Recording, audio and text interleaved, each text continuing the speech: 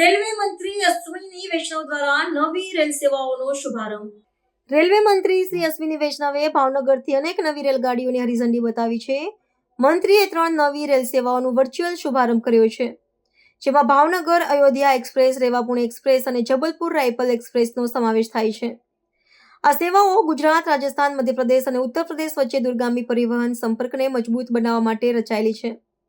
Bhavnagar Ayodhya express સાપ્તાહિક સેવા તરીકે સંચાલિત થશે અને તેમાં 22 ડબ્બા હશે। આ રેલગાડી દર સોમવારે ભાવનગરથી અને દર મંગળવારે અયોધ્યાથી પ્રસ્થાન કરશે।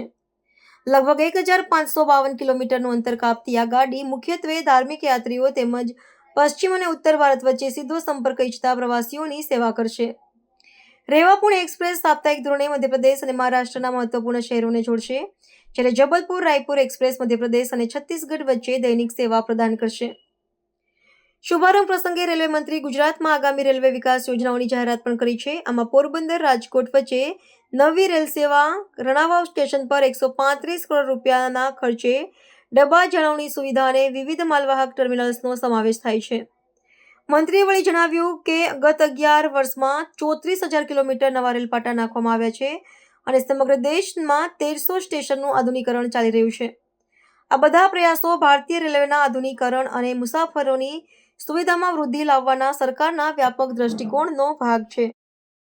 बहुत ही गौरव की बात है कि माननीय प्रधानमंत्री श्री नरेंद्र मोदी जी के बहुत बड़े विजन के साथ रेलवे में एक बड़ा परिवर्तन हो रहा है। नई पटरियां बन रही है, नई तरह की ट्रेन्स आ रही हैं। ट्रेन को साफ रखना, स्टेशन को साफ रखना, नए स्टेशन बनाना, कई तरह के काम हाथ में लिए गए हैं। और आज बहुत खुशी की बात है कि भावनगर से अयोध्या धाम को जोड़ने वाली नई ट्रेन आज चालू हुई है।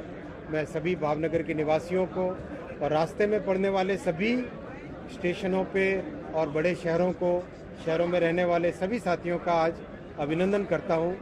इसी तरह से आज मध्य प्रदेश में 2 गाड़ियाँ रवाना हुई है, एक रीवा से पुणे और दूसरी जबलपुर से रायपुर। वहाँ पर भी हमारे सभी यात्रियों को और सभी साथियों को, सभी नागरिकों का मैं बहुत अभिनंदन करता हूँ।